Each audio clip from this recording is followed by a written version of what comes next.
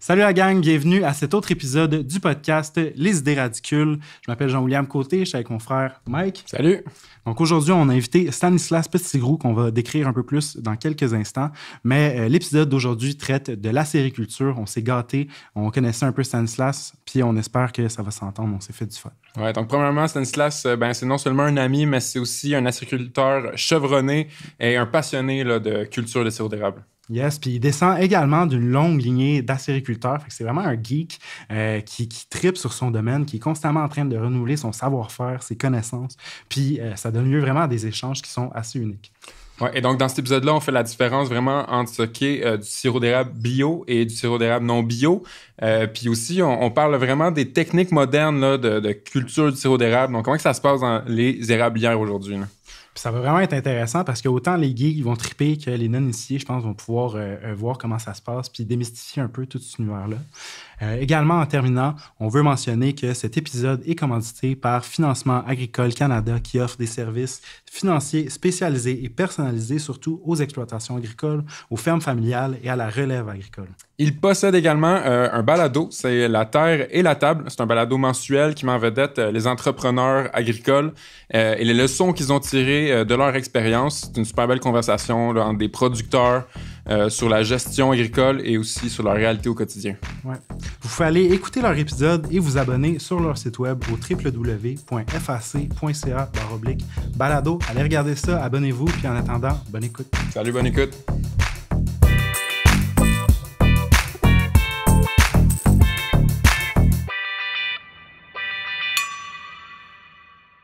Salut, Stanislas Petitgrou. Très content que tu sois avec nous aujourd'hui. Entrée de jeu comme ça, on se connaît, on est des amis. On peut t'appeler Stan? Oui. Yeah, Yes, right. cool. Salut. Ça Oui, va? Mike. Ouais, Mike. Yes. Joey, on est là. Oui, on peut se tutoyer, on n'est pas à Radio-Can. C'est good, ça va bien. Nice. Bon, ben, moi, j'aimerais ça commencer avec un truc. Moi puis Mike, c'est un peu notre signature là, en commençant les épisodes, particulièrement pour la saison 2. On aime ça commencer puis savoir un peu, connaître ton parcours dans les grandes lignes. Qu'est-ce qui a fait que tu es un acériculteur, justement, aujourd'hui? Puis c'est quoi qui a allumé un peu ta passion là, à ce niveau-là? Ben, par rapport à la sériculture, vraiment, ça me vient... Ben, je suis né sur une ferme à Frelichburg. D'ailleurs, c'est là qu'on s'est connus pendant vos aventures à la Grelinette. Yes. Puis, je suis la 3e génération, donc depuis 46 que mes grands-parents ont acheté. Puis, il y a toujours eu une érablière sur le terrain, mais ça a toujours été une production secondaire. Donc, mes grands-parents, c'était des vaches à lait, puis ils faisaient aussi un petit peu de sirop le printemps.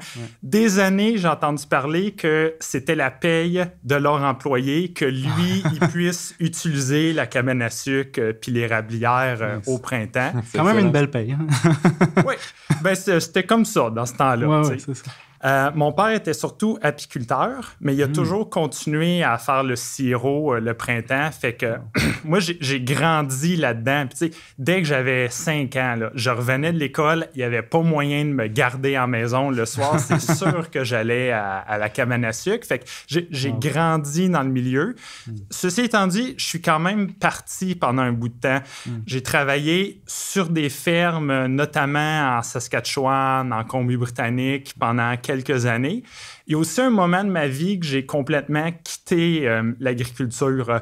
Donc, j'ai passé pas mal de temps en Amérique latine. J'ai étudié en sciences appliquées. Puis, je suis revenu dans le domaine vraiment par choix parce que c'est ça que je voulais faire. Puis, t'as étudié en Amérique latine ou c'est comme dans un deuxième temps ici que t'as fait tes études? Puis... Non, c'est ça. J'ai eu plein de petits morceaux dans cette époque-là de ma vie qui me laissent un bagage aujourd'hui. Finalement, c'est pas là-dedans que j'ai fait de ma carrière, mais j'ai encore une approche très scientifique dans mon travail sur la ferme. Ben oui. Ouais, clairement. Puis c'est pour ça qu'on avait envie de t'inviter. Je connais ton côté très scientifique, très technique, puis ça va être super intéressant là, pour les questions qu'on a te posées aujourd'hui. Là. Ben oui, totalement. Puis là, c'est ça, là, tu dis que tu as été en Amérique latine. Est-ce que, je pense, de qu'est-ce que je comprends, tu as quand même été un globe-trotter. Là. C'est où est-ce que tu as été principalement? Là? Ben, ça a vraiment été un chapitre de ma vie que quand j'ai commencé la ferme chez moi, j'ai dit, je prends ma retraite, c'est fini, c'est derrière moi. Ah oui. Mais j'ai passé pas mal de temps dans l'Ouest, dans le Nord canadien aussi. OK. Amérique latine, j'ai été 4 fois, mais tu sais, quand j'y allais, je restais 6 mois. Là. C'était des longues périodes. Ouais. J'ai une passion pour la haute montagne pendant que j'étais là. J'ai fait la Nouvelle-Zélande aussi. Donc, ça a vraiment été un moment de ma vie qui était concentré sur les voyages. Puis, tout d'un coup, je suis passé à autre chose. OK, cool. Puis, juste par curiosité, Petit Grou, c'est un nom qui vient de où, ça? C'est écossais à l'origine. Ah ouais, okay, nice. Mon père est un fier écossais. Il a son vrai kilt. Il va au festival écossais de Maxville à chaque année quand il peut. Très cool. As-tu déjà été avec lui? Oui, il m'a déjà amené quand j'étais jeune. Je pense qu'il m'avait trouvé un petit kilt. Nice. C'est excellent, ça. Good. Fait que, là, on comprend, c'est ça que, dans le fond, en fait, la sériculture, ça a toujours fait partie aussi du bagage familial, en tout cas, du moins, depuis 3 générations. Puis, comment ça s'est passé que toi, tu as voulu reprendre le flambeau à ce niveau-là? Comment ça s'est passé que j'ai voulu reprendre le flambeau? Justement, je m'en venais tanner de la phase de ma vie des voyages. Puis j'avais plein d'opportunités de qu'est-ce que je pouvais faire après, mais c'est vraiment ça qui me tentait. Tu sais, tout le temps que j'ai voyagé, je suis toujours revenu pour le temps des sucres. Ça a toujours été important pour moi. Puis mon père, ça l'a toujours été un 2e, même si c'était pas son 3e travail, parce qu'il y avait de la vache à bœuf aussi. Okay. Donc, c'était un petit peu sur un laisser-aller. Puis moi, je voulais reprendre ça, puis ramener ça, moderniser le tout, ramener ça aux normes, puis vraiment faire mon métier. Nice. En plus, avec ton esprit, c'est ça, rigoureux, factuel, c'est sûr que ça a dû te apporter, en fait, cet esprit-là qui a contribué directement à l'apporter dans la nouvelle ère, là, d'apporter la cabane à sucre dans la nouvelle ère du sirop d'érable. C'est ça. On a passé de quelque chose de très traditionnel à quelque chose de très moderne. C'est une question qui nous intéresse particulièrement, là, puis comment tu as réussi à faire ça. Mais avant toute chose, j'aimerais ça qu'on règle une question là, qui nous brûle les lèvres. Là, mais qu'est-ce qui fait vraiment la différence entre un sirop d'érable normal et un sirop d'érable là, qui est bio? C'est quoi? Le biologique. Attends une minute. J'avais noté ça ici en quelque part. C'est une excellente question en passant. Puis je me la fais beaucoup demander au marché. Mais avant, je veux juste parler de pourquoi que moi, je suis devenu bio. Oui, c'est vrai, c'est important. Vraiment. Dans le fond, c'est que j'étais déjà dans les légumes bio, donc je connaissais déjà les agences de certification, les cahiers de charges, comment ça fonctionnait. Puis pour moi, faire du conventionnel, c'était juste pas une option. J'ai fait du bio parce que je voyais pas d'autre choix que de faire du bio. Il y a aussi que dans l'érable, la réalité économique du biologique est quand même plus marquée que dans les autres domaines. Parce que on arrive avec un légume bio, il est bio. On peut le vendre plus cher. On va aller chercher quelques personnes qui n'auraient pas acheté du conventionnel, mais en même temps, on est plus cher. Fait qu'on peut perdre d'autres mondes ailleurs. Fait que c'est pas nécessairement aussi clair l'avantage économique que dans le sirop d'érable, ce qui est livré en baril, c'est simple. On a 21 cents la livre de plus dans le bio. Donc moi, 20 000 livres par année, présentement, c'est 4 200 $. Donc, on peut vraiment le quantifier. Donc, tu sais, pour la certification qui coûte 1 000 $, c'était quand même un calcul assez facile, assez évident à faire. Je dois dire, la différence dans le sirop biologique versus le normal, c'est pas aussi grand que la différence, mettons, pour des légumes biologiques. Il y a quand même pas tant de différence que ça. Puis ça fait que le consommateur québécois moyen ne cherche pas nécessairement le sirop biologique. Tu sais, j'arrive au marché avec une canne de sirop bio. Il y en a qui trouvent ça intéressant, mais j'aurais pas plus de valeur pour ça parce que le consommateur ici, il sait que ça vient de la forêt. Il sait qu'il n'y a pas d'érable OGM. Donc, il n'est pas nécessairement attiré à payer plus pour un sirop bio. Par exemple, sur le marché international, puis il y a plus de 90% du sirop qui est livré en baril, qui est exporté du Québec. Là, c'est que quelqu'un qui est en dehors du Québec, qui consomme du sirop d'érable, on a un client en partant qui cherche un produit spécifique, plus différent, santé, etc. Mettez-y l'adjectif que vous voulez. Mais pour ce client-là, lui est prêt à payer un premium pour le bio. OK, nice. Ouais. Puis justement, j'avais juste une petite question rapidement, juste pour revenir, parce que tu disais comment, mettons, OK, moi, ça me fait, tu sais, comme 4 000 $ de plus à cause du prix au baril. Puis ça me coûte 1 000 $ la certification. Il y a quand même, par exemple, mettons, des investissements, par exemple, à faire de départ pour devenir bio, mettons, mis à part la certification en tant que telle? Oui, ça prend... Il y a quelques produits qui sont un petit peu plus chers. Okay. Ça prend un petit peu plus de machines parce que dans la cabane à sucre, parce qu'on ne peut pas les laver aussi souvent ou les produits nettoyants ne sont pas aussi efficaces. Donc, oui, il y a quand même des coûts de plus pour ça. OK. Parce que je t'avais coupé, par contre, tu peux continuer. Je suis quand même intéressé de savoir c'est quoi la différence quand même entre le bio et le traditionnel. Oui, il y a toute une partie qui est dans la forêt. Donc, comme pour toutes les cultures biologiques, il faut respecter le 30 pieds, 9 mètres de distanciation de cultures qui ne sont pas biologiques. Okay. Donc, quand on arrive à côté du champ d'un voisin qui a mis des engrais qui ne sont pas bio dessus, le 9 mètres d'érable qui sont sur le bord du champ, qui ont le plus de lumière, là. C'est les plus belles grosses érables. On peut toutes pas aller les entailler. Ça, c'est un petit peu crève-cœur. Sinon, les érablières de nos jours, on pourrait parler de réchauffement climatique, mais je vais parler de mondialisation, les nouvelles maladies qui arrivent, les monocultures aussi d'érables à sucre, les forêts qui sont trop aménagées, ça fait qu'il y a des maladies dans les érablières. Donc, de plus en plus, il y a des insecticides qui sont appliqués sur les érablières par avion, par hélicoptère. Sinon, les érablières aussi sont de plus en plus aménagées de nos jours. Donc, il y a quand même un chaulage ou certains fertilisants qui peuvent être appliqués dans l'érablière. Un chaulage, veux-tu juste nous revenir? Je suis curieux de définir ce terme-là, chaulage. La chaux, c'est de l'hydroxyde de calcium ou hydroxyde de magnésium. C'est mis sur pas mal tous les champs cultivés. C'est pour diminuer le pH. Donc, ça l'encourage les plantes à pousser plus rapidement. Mais aussi, l'érable aime les sols alcalins quand même. Okay. Plus que d'autres arbres. Ça l'amène aussi les feuilles des arbres envahissants comme les hêtres à se décomposer plus rapidement pour que les érables réussissent à germer à travers. C'est intéressant, ça. Donc, c'est quand même une bonne approche. C'est juste que dans le biologique, il faut s'assurer que le produit alcalinisant qu'on va appliquer est biologique. Sinon, il y a toute l'approche de la biodiversité. Donc, quand on fait l'aménagement d'une érablière biologique, il faut encourager les espèces compagnes aux érables. Il y a le poison écureuil qui est encore utilisé aujourd'hui dans les érablières conventionnelles, qu'on n'a pas le droit d'appliquer dans le bio. Parce que les écureuils vont vraiment venir s'attaquer là, aux érables à sucre en tant que tel, aux feuilles ou pour faire leur nid? Au système de tubulure. Le chevreuil, porc-épic, raton laveur, écureuils vont venir manger le système. Pour accéder comme à la sève ou c'est vraiment juste les rongeurs qui rongent? Ceux qui lavent à l'eau de javel, les chevreuils aiment vraiment licher le résidu salé que ça laisse.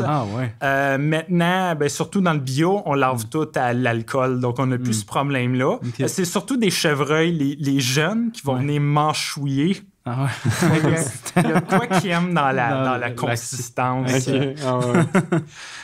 Sinon, il y a la grosseur et la profondeur des entailles qu'on fait, qu'on met du bois, qu'on drille dans l'arbre, qui va affecter la compartimentation. Puis, il y a les érables malades qui ne referment pas leurs entailles, qu'on ne peut pas entailler. Et il y a aussi des diamètres minimales à respecter, des érables qu'on entaille. Donc, il y a quand même une grosse partie de respect de notre forêt, de la nature. Ensuite, il y a tout le volet dans la cabane à sucre et les produits qui sont utilisés. Le meilleur exemple, c'est l'alcool d'entaillage. Il y en a qui désinfectent les chalumeaux avant d'entailler. Okay. C'est plus très à la mode, mais on désinfecte encore les mèches qu'on utilise pour l'entaillage. Okay. Puis, ben moi, avant, j'étais conventionnel. J'achetais ce qu'ils appellent de l'AD2J. Okay. Donc, c'est un alcool qui est alimentaire, Okay. mais ça se vendait dans le temps 20-30$ le gallon. Okay. Puis la raison que c'est pas cher, c'est parce que on peut pas la consommer parce qu'ils ont ajouté dedans un produit qui fait que ça goûte amer et un produit qui donne mal à la tête si on la boit. Pour éviter de... Ben c'est ça, parce que c'est vendu comme un alcool industriel et non pour boire. Mais ces produits-là sont pas bio. Donc, on est obligé d'aller à la SAC et je sais pas comment ça fonctionne, les frais de SAC, la taxe sur l'alcool, mais le litre de Everclear me coûte 100$. C'est drôle, ça. Fait que là, tu désinfectes tes mèches au Everclear. C'est ça. Puis on passe 2 litres en une semaine qu'on entaille. Puis là, des fois, si t'as trop froid, un petit peu en drillant, j'imagine que si tu prends une gorgée, tu te réchauffes. Il y a beaucoup de blagues qui se font là-dessus. Le trou est un petit peu croche, ouais. C'est sûr. OK. Sinon, les produits nettoyants, des tuyaux, des bassins, de l'évaporateur, surtout de l'osmose, autant les produits de lavage alcalin que acide de l'osmose et la fréquence à laquelle on peut les utiliser. Donc, dans le but, il y a quand même des produits qui sont permis, mais dans le but qu'on en utilise moins, il faut prouver par un test PEP qui appelle que notre osmose a perdu au moins 15% de son efficacité avant de la nettoyer. Contrairement à, moi, avant, je faisais juste la nettoyer tous les soirs, je me posais pas de questions. Okay. Sinon, on dit que le sirop est un produit noble qui n'a rien ajouté. Il y a une seule exception à ça, c'est qu'il faut mettre un anti-mousse quand on bouille pour pas que ça déborde de l'évaporateur. Dans le biologique, on utilise des huiles végétales biologiques. Dans le conventionnel, ils ont le droit à des anti-mousses chimiques qui sont plus efficaces. Sinon, dans la cabane à sucre, il y a une grosse approche par rapport à l'inspection que tout soit alimentaire, mais aussi de diminuer les traces de plomb qu'il peut y avoir dans le sirop d'érable. OK, les traces de plomb dues à quoi? Juste à cause des pièces de métal avec lesquelles il aurait été en contact? Ou c'est... En partant, le sirop d'érable, c'est un des seuls produits qu'on vend qui a un concentré à ce point-là. Donc, tu sais, tout dans la nature a une certaine quantité de plomb, mais là, on le concentre 50 fois avant de le vendre.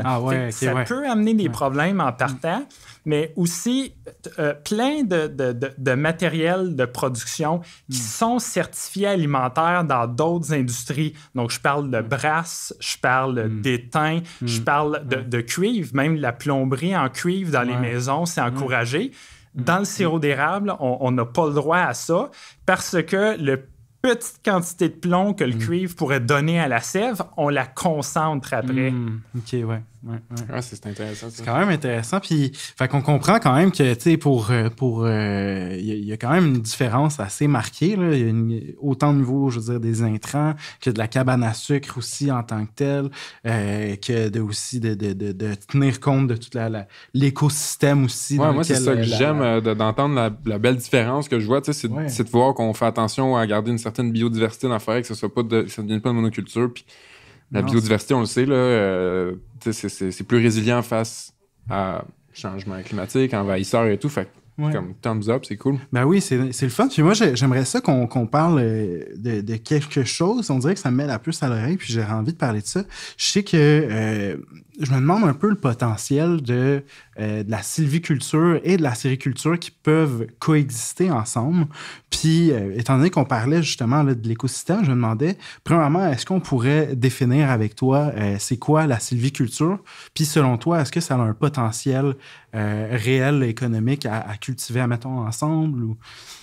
Tu veux dire à cultiver la forêt pour la production de sirop d'érable. Exact. Ou tu sais, je sais pas comment ça pourrait être fait, mais mettons de faire vraiment, tu sais, d'avoir, tu sais, mais là, c'est vraiment de mon œil de néophyte. Peut-être que qu'est-ce que je veux dire ne fait aucun sens, là, mais de faire, mettons, du cèdre, puis de faire pousser du cèdre, puis d'avoir aussi de l'érable à sucre, puis que il y a une certaine coupe qui soit faite, ou que ce soit même que ça soit pas pour les matières ligneuses en tant que telles, mais que ça soit pour d'autres choses qu'on cultive, certains arbres aussi, autres que le sirop d'érable, qu'il y ait une complémentarité à ce niveau-là, tu sais, je sais pas.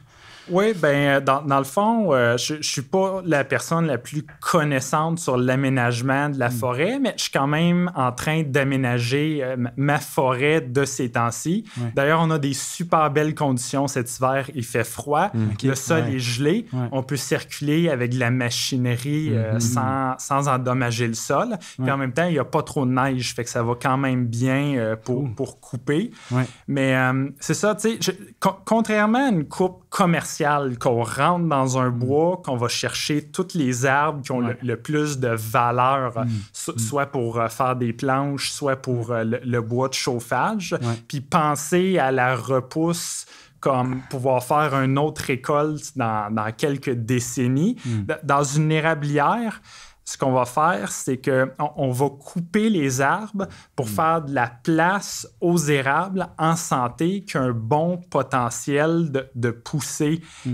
Puis, oui, on coupe des érables des fois, mais ça donne plus de place à d'autres érables qui vont devenir plus belles, plus en santé, qui vont croître plus vite. Puis, on va aussi pouvoir jouer avec les types d'érables qu'il y a dans nos érablières. Ah ouais. Donc, tu sais, on veut encourager les érables rouges, l'érable à sucre, l'érable noir, l'hybride de Newman, qui est moins connu, mais qui est bon pour la production de sève aussi. Ah ouais. Puis, on va pouvoir essayer d'éliminer l'érable de Norvège, l'érable argenté, l'érable de Pennsylvanie. Ouais. Puis, le but de cette coupe-là, c'est de ne pas trop ouvrir le couvert forestier et on se retrouve avec une forêt qui devient plus belle à très court terme. Quand on passe, on dirait qu'il y a une tornade qui a passé là. Mais en 2 ans, les branches au sol ont pourri, les érables ont déjà repris la place, ils ont réparé l'écorce qui a pu être endommagée, puis la forêt en bénéficie vraiment. Ça, c'est une coupe qu'on vise de faire à chaque 15 ans, parce que dans le fond, la durée de vie d'un système de tubulure, c'est 15 ans. Donc, on fait cette coupe-là. Quand on fait cette coupe-là, on vise à enlever tous les arbres qui risquent de tomber dans les 15 prochaines années. Donc, ils ne tombent pas sur notre système de tubulure. Puis quand on change la tubulure 15 ans plus tard, ben là, on refait un petit passage. Ah ouais. Puis est-ce que malgré tout, j'imagine, là, ça doit arriver que comme malgré tout, malgré cette coupe-là, éventuellement, il y a un arbre qui, pour une raison ou une autre, n'a pas fait autant qu'on le voulait, puis qui tombe aussi, malgré tout, sur le système de tubulure?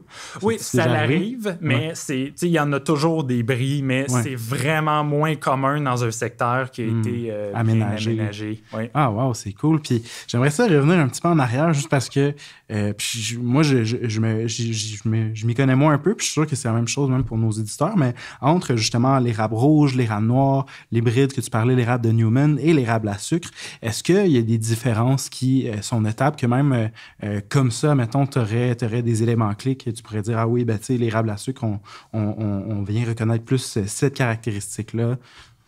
Ben, je veux dire, on les reconnaît sur le terrain l'hiver. Ben, l'hiver, par leur écorce, c'est un petit peu plus difficile, mais on peut quand même les différencier. L'été, avec les feuilles, c'est là qu'on peut être sûr de qu'est-ce qu'on fait. Je voulais dire aussi précisément, mettons, par rapport au goût, en fait. C'est ça que j'ai oublié de préciser ma question, mais oui, vraiment, le goût en tant que tel, ben, c'est sûr que l'érable à sucre et l'érable noir vont faire un sirop qui est un petit peu plus dur. Tu sais, des fois, on mange du sirop, puis c'est un petit peu rough à la fin.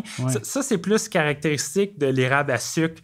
Un érable qui est mélangé avec ce qu'on appelle des plaines, donc érable rouge, érable de Newman, va faire un sirop plus rouge, qui a l'air plus foncé, mais qui est plus doux au goût. Ah, nice. Puis toi, dans ta forêt, tu as un beau mélange de tout ça ou... J'ai très peu d'érables noires à mon altitude, mais j'ai à peu près entre 50 et 60% de ce qu'on appelle de plaine. Donc, érables rouges, érables de Newman, qui sont moins productives quand même. Donc, quand on a le choix, quand on fait la coupe, quand on a un bel érable à sucre, un bel érable rouge, un à côté de l'autre, on va couper l'érable rouge, on va donner la place à l'érable à sucre, mais quand même, c'est pas mauvais d'avoir un certain pourcentage d'érable rouge. Et la livrée des forêts, qui est de plus en plus un problème dans les érablières, ne s'attaque pas aux plaines. Il attaque juste l'érable à sucre. Ah ouais. Puis la livrée des forêts, c'est quoi exactement? C'est une chenille qui se nourrit des feuilles des érables. Ah ouais. Puis ils vont carrément, là, tu vas dans le bois l'été, puis c'est comme s'il pleuvait tellement qu'il y a de crottes de chenilles qui tombent. Puis en quelques semaines, ils vont enlever toutes les feuilles aux érables. Ça cause un stress. Les érables sont capables de s'en remettre 1 an, 2 ans, mais quand il y a une invasion à la même place pendant plusieurs années de suite, sans le nommer, un acériculteur que je connais a perdu 15% de son érablière, un secteur qui a eu la livrée des forêts. Puis c'est pas de quoi qui se remplace rapidement. Il ne tournera jamais là dans sa vie, le gars. Là. Ah non, c'est ça, c'est fou quand même.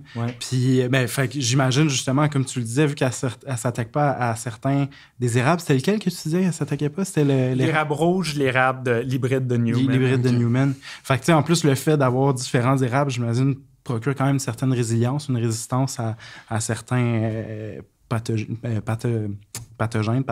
ou genre des fongiques qui s'attaquent vraiment à certains types précis. Oui, ben c'est une bonne protection au cas que les érables à sucre meurent, qu'il y en a qui meurent, il reste d'autres choses. Mais quand même, les invasions de livrées qui sont mortelles pour les érablières présentement, on les retrouve juste dans des monocultures d'érables à sucre, dans lesquelles que les plaines ont été éliminées. OK. Wow, quand même. Tantôt, comme on a parlé, tu as parlé de modernisation et tout, puis j'avais hâte de retourner à ce sujet-là. Parce que moi, je me rappelle très bien, là, la première fois que je suis venu sur ta ferme faire une visite, t'étais super content, t'avais le sourire jusqu'aux oreilles parce que tu nous avais annoncé que tu venais de recevoir une subvention de je ne sais plus combien, mais pour ton efficacité énergétique. Oui. Fait que j'aimerais ça qu'on embarque un peu dans ce sujet-là. La modernisation, ça a consisté à quoi dans ton érablière? Là? Ben, la modernisation, ça l'a surtout... j'ai tout changé dans le bois. Bon, j'ai tout changé d'un bout à l'autre. En commençant par le bois, j'ai enlevé le vieux système de tubulure. J'ai parti dans des nouveaux secteurs avec de la nouvelle tubulure. La plus grosse étape, ça a vraiment été la nouvelle cabane à sucre. Puis pour réaliser ça, j'ai tout étiré au maximum ce que j'avais.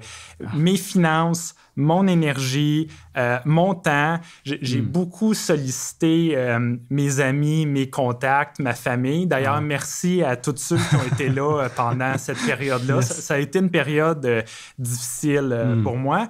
Mais la nouvelle cabane à sucre, oui, c'est le luxe, mais c'était vraiment un besoin à ce point-ci parce que j'atteignais les limites de ce que je pouvais faire dans le vieux shack que mes grands-parents ont bâti dans les années 40. Ceci étant dit, pour l'efficacité énergétique, oui, j'ai reçu une subvention pour bâtir la nouvelle cabane à sucre. Pour diminuer la consommation énergétique, mais aussi les types d'énergie qui sont utilisés. Donc, à la vieille cabane à sucre, j'avais une génératrice. Maintenant, je suis plus proche du chemin. J'ai pu me connecter sur le 600 volts. OK, cool.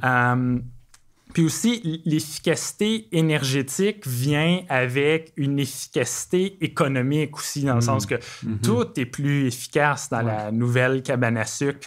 Donc, l'efficacité énergétique était surtout orientée sur un nouvel évaporateur. Donc, c'est ce qu'on appelle un éconobois. Donc, oui, ça utilise moins de masse de combustible, mais c'est surtout que ça le brûle mieux. Donc, c'est un petit peu comme quand ils ont mis l'injection sur les automobiles. Donc, ça lie la température de la cheminée, les gaz de combustion qu'on retrouve dans la cheminée. Puis là, ça va ajuster le magnélique, donc comment que la cheminée tire. Ça va injecter de l'air dans la braise pour alimenter le feu, mais aussi ça va injecter de l'air dans la flamme pour rebrûler les gaz.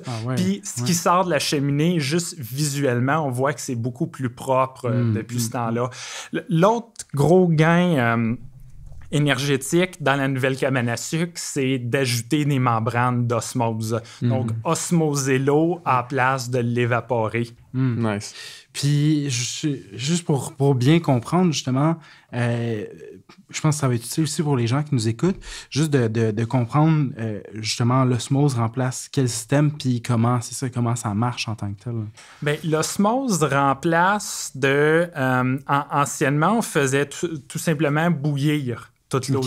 La seule façon d'enlever l'eau de la sève, c'était de la faire bouillir. Ouais. Donc là, l'osmose, c'est un nouveau système. Et dans le fond, on dit osmose, mais on devrait dire un nanofiltrateur. Donc, c'est tout simplement un filtre qui est tellement petit qu'il y a juste les molécules d'eau qui réussissent à passer à travers. Donc, en envoyant la sève d'érable sous pression contre ce filtre-là, on réussit à enlever mécaniquement de l'eau.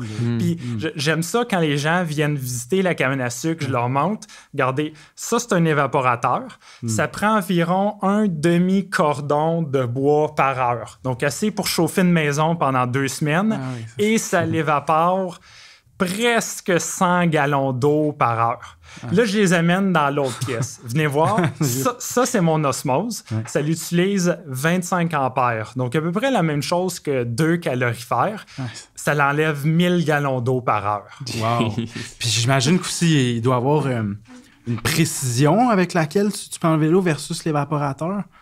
Ben, pas l'évaporateur, je veux dire, le fait de faire bouillir de l'eau, je sais pas, est-ce que tu peux y aller avec plus de précision avec les nanofiltres? Ou... Ben, on finit toujours avec l'évaporateur, de toute façon. On en enlève une grosse partie maintenant avec les osmoses, mais on finit toujours l'évaporateur. Donc, le travail de précision se retrouve quand même fait au niveau de l'évaporation. C'est à ce moment-là que la sève gagne son goût aussi. C'est là qu'on la finit exactement aux briques qu'on veut pour pas qu'il fermente ou pour pas qu'il cristallise non plus le sirop. Wow.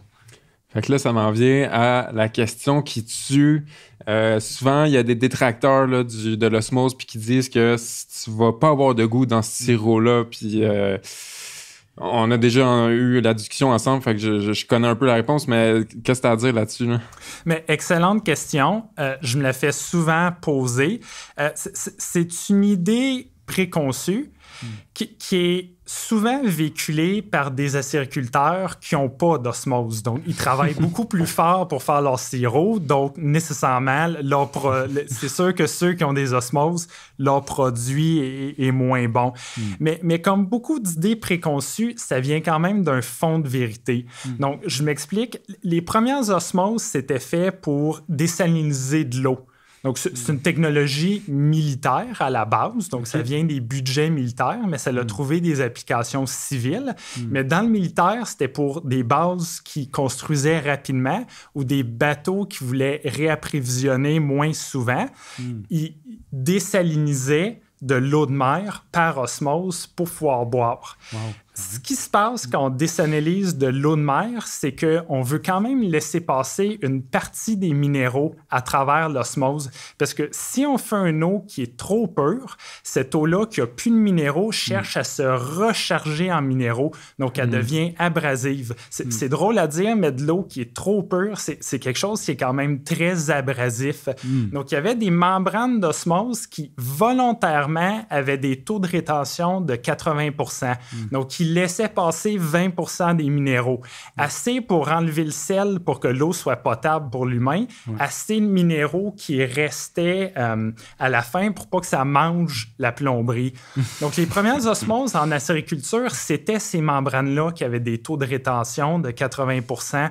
Donc, on perdait un 20% des minéraux fins, autres que les sucres complexes, qui auraient normalement dû se retrouver dans le sirop. Donc, oui, ça l'enlevait du goût. Ceci étant dit, maintenant, on a des membranes spécifiquement pour la sériculture, fait en Amérique du Nord et un très mauvais taux de rétention. Maintenant, c'est 99,7. Ah ouais? L'autre raison pour laquelle l'osmose a la réputation de faire du sirop qui est moins goûteux, c'est un cause à effet. Donc, dans le fond, le même évaporateur qu'avant, dans lequel on envoyait de la sève d'érable, environ 2 brix, qui sortait en avant 2 gallons de sirop par heure. Mais là, le même évaporateur, ce qui rentre en arrière, c'est du concentré d'osmose, dans lequel on a déjà enlevé 95% de son eau. Donc, le même évaporateur, il va sortir en avant un baril de sirop à l'heure. Et ce baril de sirop-là, le problème arrive quand il vient temps de le filtrer. Donc, généralement, ceux qui n'ont pas d'osmose, leurs 2 gallons par heure, ils mettent ça on appelle ça une tuque, parce que ça a la forme d'une tuque, là, inversée. Ils mettent le sirop dedans, c'est fait en orlon. Ils attendent que ça dégoutte lentement en dessous. Ils ne sont pas pressés, de toute façon, c'est correct. Mais quand on reçoit un baril de sirop par heure, là, on utilise une presse à sirop, qui est une presse à pression, qui fonctionne avec des cadres, pour filtrer le sirop plus rapidement. Mais pour que ces presses-là fonctionnent bien, on va mettre dans le sirop de la poudre à filtrer. Et il n'y a rien de mal avec cette poudre-là. C'est tout simplement de l'argile qui est cuite de la bonne façon pour faire une petite poussière qui vient se coaguler sur ce qu'il peut avoir de gluant dans le sirop. Puis facilite le passage. Ça le rend plus facile à filtrer. Mais cette poudre-là, j'en témoigne, elle enlève vraiment beaucoup de goût au sirop. Donc, c'est pas l'osmose qui enlève le goût, c'est la filtration. Moi, personnellement, ce que j'envoie à la fédération est filtré avec de la poudre. Ce que je vends, donc n'importe où que vous retrouvez une de mes cannes de sirop, je fais un mélange entre les deux. Je prends la même presse à filtrer, mais en place de mettre des papiers filtres puis de la poudre à filtrer dedans, je me découpe des morceaux d'orlon, la même substance qui est utilisée pour faire les tuques, et c'est ça que je mets dans ma presse. C'est plus lent, il faut la nettoyer plus souvent, mais à ce moment-là, au moins, ça ne change pas le goût. Je pense qu'on peut en témoigner, Mike et moi, autant les deux, on a goûté à ton sirop, puis définitivement qu'il ne manque pas de goût. Moi, personnellement, c'est le meilleur sirop que j'ai redécouvert le sirop d'érable avec ton sirop. J'avais tout le temps un même goût dans la bouche que j'appréciais beaucoup. Mais là, en plus, c'est pas n'importe quel. Moi, je suis fan de ton sirop de bourgeon. Puis ça, vraiment, c'est quelque chose. C'est un produit qui est quasiment pour moi, autre chose qui est unique. Là, vraiment. Là. Ah oui, totalement. Justement, tu pourrais-tu nous expliquer un petit peu c'est quoi? Parce qu'à part toi, j'avais pas vu ça avant. Là. C'est quoi un sirop de bourgeon? OK. Ben, d'habitude, sur le marché, ce qu'on retrouve, c'est les 4 catégories normales. Ils viennent d'être changés ces dernières années. Là. Anciennement, c'était extra clair. Maintenant, c'est doré, ambré, foncé, très foncé. Mais à part de ces catégories-là, il y a tout qu'on appelle les défauts de saveur.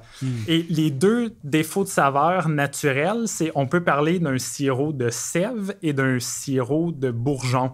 Donc, quand on a un sirop de sève, dans le fond, c'est que le sol est dégelé à ce temps-là de l'année. Donc, il y a une poussée racinaire qui est présente, qui amène des minéraux dans l'arbre qui ne sont pas là habituellement. Donc, ça donne un petit goût un petit peu fort à la fin du sirop, un petit peu sucre d'orge. Vous en avez une canne devant vous autres. Le bourgeon, ça, c'est vraiment le niveau suivant. À ce moment-là de l'année, ça fait longtemps qu'il fait chaud. Les bourgeons commencent à ouvrir. Si l'arbre ne fait pas déjà de la photosynthèse, il se prépare à en faire. Il est vraiment réveillé. Et à ce moment-là, il y a des composés organiques qu'on retrouve dans l'arbre, donc dans la sève, qui donne un goût végétal limite amer au sirop. J'en ai une canne ici devant moi. Mais c'est pas quelque chose qu'on retrouve habituellement sur le marché.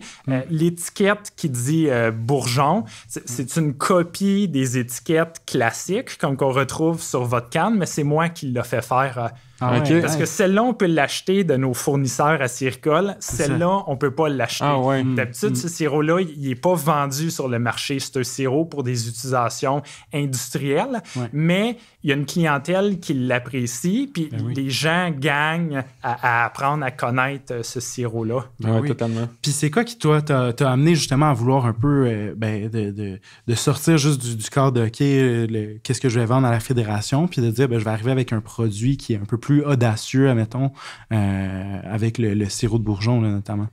Dans le fond, c'est que la sériculture, il y a tout le système de contingent. On pourrait en parler longtemps.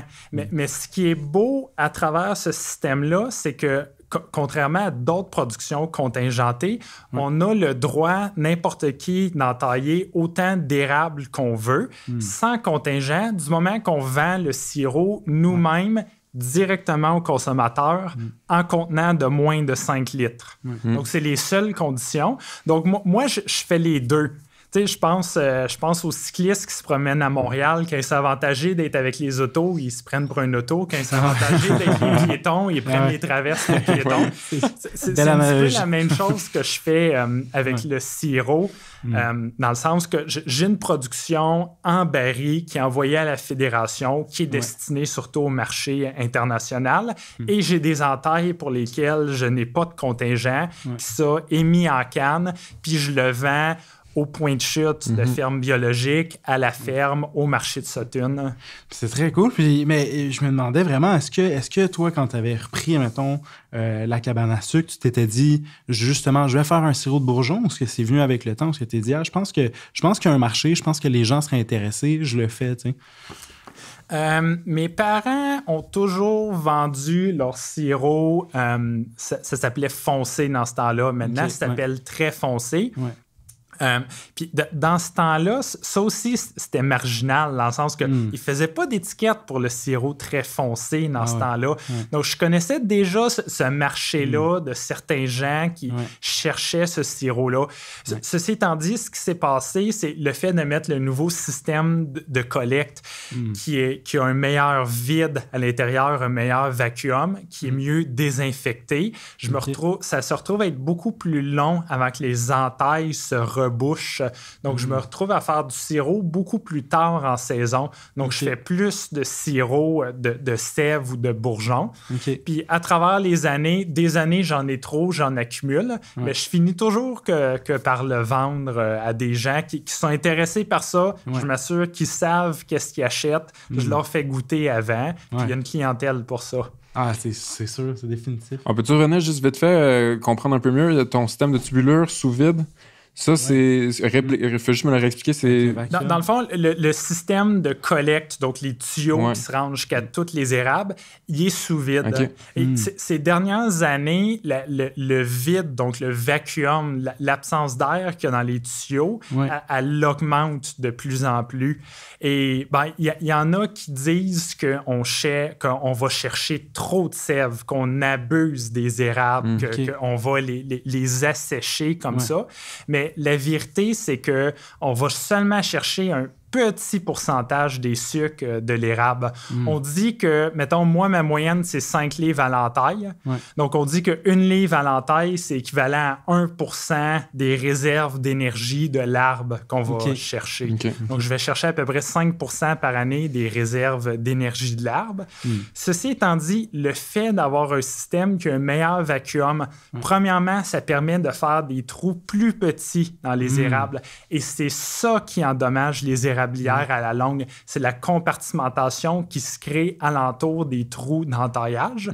Aussi, ça fait un système, vu qu'il y a moins d'air, il y a moins de micro-organismes qui se développent dans le système de tubulure. Donc, il y a moins de micro-organismes qui se retrouvent dans les arbres aussi. Donc, c'est quelque chose qui est beneficial pour les érables. Qui apporte des bénéfices. Puis j'imagine même au niveau du trou en tant que tel, s'il est plus petit, l'entrée peut-être en tant que telle possible pour certains micro-organismes plus nocifs est réduit aussi dans un sens ou dans un sens, oui, mais surtout, on enlève moins de bois à l'arbre. Donc, quand on coupe des érables, on le voit, là, la quantité de bois que ça l'a tué. Donc, le fait d'avoir plus de vacuum, il faut faire des trous plus petits dans l'arbre, on enlève moins de bois, il y a moins de bois qui meurt alentour. Donc, c'est bénéfique. Ouais. Non, that's it. Très cool, ça.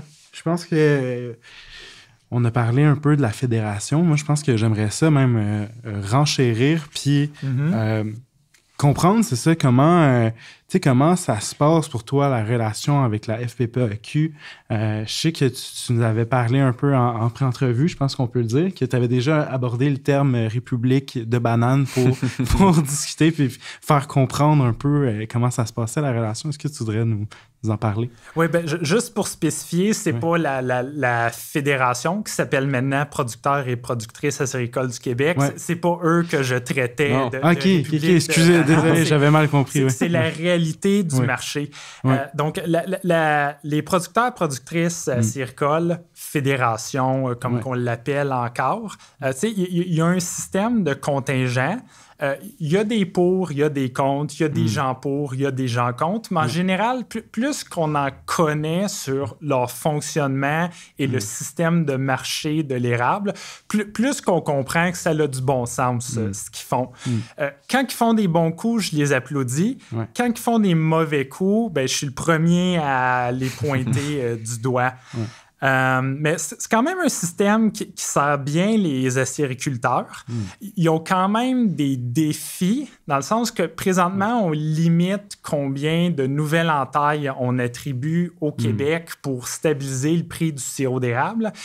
Mais ça fait que le prix du sirop est bon, donc nos compétiteurs, si on peut dire, le Nouveau-Brunswick, la Nouvelle-Angleterre, eux, ils installent des nouvelles entailles et ils profitent du marché du prix du sirop que nous, on a fait augmenter. Et nos parts du marché mondial de l'érable du Québec diminuent d'année en année. L'autre problème du point de vue, on va beaucoup en entendre parler cette année parce que c'est quelque chose qui est renégocié à chaque 3 ans, c'est que l'augmentation de prix du sirop d'érable ne suit pas l'inflation depuis 10, même 20 ans. Donc, les 3 dernières années, ça a augmenté d'environ 1 cent la livre, ce qui est des augmentations de 0,3%. Donc là, avec l'inflation et le prix des équipements qui augmente beaucoup pour les acériculteurs, notre marge de profit diminue à chaque année. Ceci étant dit, c'est ça, le système de contingent, contrairement aux quotas dans d'autres productions comme la volaille, protège quand même très bien les petits producteurs. Parce que, par exemple, il y a des nouveaux quotas qui sont donnés cette année et tous les producteurs qui ont demandé ont eu le même nombre d'entailles. Donc, moi qui ai 5000 entailles, j'ai eu 3200 nouveaux contingents. Le gars qui a 200 000 entailles en Beauce, il en a juste eu 3200 aussi. Donc, c'est fait pour encourager beaucoup de petites et de moyennes productions. L'autre chose, c'est que ces quotas-là sont fixes. Il faut faire venir un ingénieur forestier, marcher un secteur de notre bois et le quota, il est là. Il ne peut pas bouger. Pour ce secteur-là en tant que tel, donc, mais c'est ça, le quota ne pourra jamais être enlevé de ce secteur spécifique-là. Donc, ça fait que c'est dur d'agglomérer et de créer des gigantesques érablières, comme ça a été le cas dans d'autres productions qui ont des quotas, parce qu'une érablière qui essaie de devenir trop grosse, ça va avoir plein de petits sites un petit peu partout. Donc, ça devient plus dur à gérer. Aussi, le fait qu'on ne peut pas bouger le contingent nous encourage à prendre soin de notre érablière. Parce que si on magane ces érables-là, on ne peut pas aller à un autre spot après. On ne peut pas le bouger. C'est ça. Fait que ça a un bon côté aussi à ce niveau-là. Là. Oui, il y a des très bons côtés dans ce système-là. Pour revenir à ce que je disais sur la République de banane, je parlais de comment qu'on exporte notre sirop, le Québec. Ouais, je comprends. Désolé, c'était mon erreur aussi. J'ai mal formulé ça. Je m'en excuse. Donc, juste, tu sais, moi, j'ai été au Guatemala. OK. Puis ils produisent plein de café là-bas. Ouais. Puis ouais. dans les épiceries là-bas, on peut juste trouver du Nescafé instantané. Puis, tu sais, même si on va sur une ferme qui produise du café, ils ne sont pas organisés pour l'ouvrir, le vendre, le rôtir, c'est ce que les clients veulent. Donc, c'est vraiment ça, une république de bananes. Mais ce qu'on fait au Québec, là, c'est qu'on produit un sirop qui est biologique à près de 50%. Un sirop qui est certifié cachère. On a un sirop qui est hypoallergène. On a un sirop qui a 70 fois moins de plomb que ce que la norme canadienne nous demande, justement pour rencontrer les normes internationales. Wow. Le sirop, chaque baril qui arrive à la Fédération, et c'est des centaines de milliers de barils, sont goûtés électroniquement pour détecter les défauts de saveur et sont classés selon ça. Donc on a un produit qui a des très hauts standards qui sont mis là par la Fédération, puis qui est standardisé pour les demandes du marché international. Mais ce sirop-là, on en exporte. Ça varie d'une année à une autre, mais la moyenne de ce qui est livré en baril, c'est 95%. Et ce qu'on retrouve sur le marché québécois, c'est beaucoup de sirops qui sont importés de la Nouvelle-Angleterre, du Nouveau-Brunswick, qui ne rencontrent pas nécessairement nos ces standards normes-là. de la Fédération. En tant Oui, que tel. puis un petit peu pour revenir à l'analogie du Guatemala, c'est un petit peu ça au Québec. Pour ceux qui sont en campagne, c'est plus facile, mais ceux qui sont en ville, c'est toujours le fun quand tu as un ami, quelqu'un de ta famille qui connaît un acériculteur qui est prêt à vendre du sirop chez lui, parce que sans ça, ils n'ont juste pas accès à ce produit-là. Mais ceci étant dit, le produit qu'on exporte, au moins, on a un excellent prix pour, qui est même plus élevé que le sirop que je vois sur les étagères quand je vais au Super C. C'est fou quand même. Hein? Puis y a-tu un moyen comme ça? Tu sais, nous, consommateurs, on s'en va à l'épicerie, on va-tu le remarquer ça à canne si c'est produit du Québec? C'est ça qu'il faut trouver... Bonne question, comment le reconnaître? Ouais, c'est ça. Mais tu sais, je vois, mettons, sur la tienne, c'est marqué produit du Québec, on se trompe pas. Hein? Fait qu'à vérifier quand même. Ouais, est-ce qu'il peut y avoir des fois, tu sais, je sais que certains produits jouent un peu sur cette espèce d'ambiguïté, où ce que, mettons, le produit est emballé au Québec, fait que là, ça dit fait au Québec, mais tu sais... Exactement. Tu sais, moi, je connais plus la vente de sirop que l'achat de cannes dans les épiceries, mais je sais plusieurs acheteurs qui ont des beaux noms qui sonnent québécois, qui écrivent érablière sur leur canne, puis qui ont un beau dessin de chevaux, que c'est du sirop importé le moins cher qu'ils peuvent acheter. C'est ça qu'on retrouve sur les tablettes ici. Mais en tout cas, j'imagine qu'on ne se trompe pas si on va acheter à un marché qui est capable de nous dire de quel acériculteur ça vient ou directement à la ferme d'un acériculteur aussi. Le mieux, c'est directement à la ferme. Puis justement, moi, je fais des partenariats avec des fermes qui ont des paniers biologiques dans mon coin. Puis 1 ou 2 fois par année, je vais à leur point de chute, puis je vends mon sirop d'érable. Puis les partenaires sont super contents d'avoir accès directement au sirop d'un producteur. Oui, c'est une super bonne idée. C'est très cool. Moi, je me demandais, on arrive quand même assez rapidement à la fin de l'épisode. Ça passe 1 heure. Ça passe c'est fou. Ça passe tellement vite. J'aimerais ça, moi et Mike, un peu aussi, on a notre modèle d'ouverture. Puis quand on finit l'entrevue, on aime ça un peu connaître c'est quoi tes projets, tes aspirations pour le futur. Puis qu'est-ce que tu entrevois, c'est ça, pour le futur? C'est un bon timing pour me poser cette question-là. Je planifiais déjà agrandir l'érablière parce que je manque de sirop du côté de la vente directe, donc il n'y a pas de contingent. Mais j'ai appris le 15 décembre, mon nom a encore été retenu pour avoir une nouvelle distribution de quotas. J'ai un autre 3200 entailles qui arrivent de ce côté-là. Félicitations. D'ici 2-3 ans, doublé la production. Encore une fois. Avec la nouvelle cabane à sucre, ça la donne bien. Je suis installé, elle avait été pensée pour ça. L'autre défi qui s'en vient, c'est qu'il y a une certification carboneutre qui s'en vient pour le sirop d'érable. Donc, après ma certification biologique, c'est la prochaine étape sur laquelle je travaille.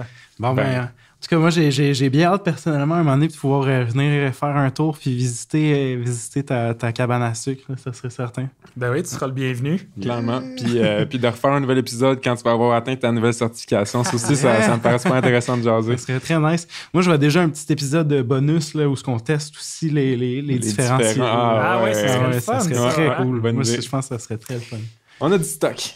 Mais bon, pour ça, en tout cas, merci vraiment beaucoup pour ta présence aujourd'hui. C'était trippant. Pour ton temps d'être venu nous voir ici à Montréal, c'est super apprécié. Puis ça ne sera remis que pour une prochaine fois aussi, c'est sûr. Yes, merci Stan. Merci d'avoir été des nôtres, guys. Grande nouveauté cette année, nous sommes aussi maintenant présents sur Patreon. Donc tous les épisodes seront disponibles 2 semaines à l'avance en primeur. Puis quelque chose me dit que tous les abonnés pourront également avoir accès à des contenus exclusifs. Alors si vous souhaitez nous soutenir, allez vous abonner à notre compte Patreon, Les Idées Radicules. Sinon, comme d'habitude, tous les épisodes seront disponibles 2 semaines plus tard sur nos plateformes. Et donc, si c'est pas déjà fait, allez nous suivre sur notre page Facebook et la chaîne YouTube d'Élevage et Culture pour regarder tous les épisodes vidéo des Idées Radicules. Et puis, pour les amateurs de contenu audio uniquement, vous pouvez nous retrouver en fait sur Spotify, Apple Music et Google Podcast. À la prochaine, guys! Salut, merci!